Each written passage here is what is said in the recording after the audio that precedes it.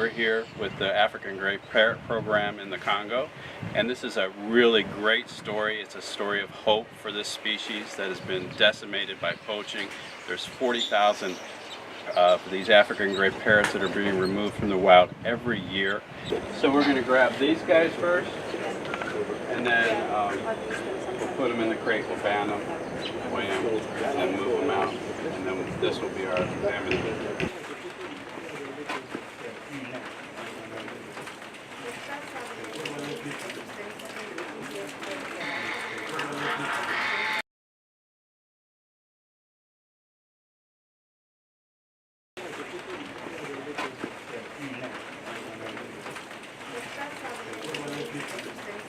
Okay, so we're going to try this first. Do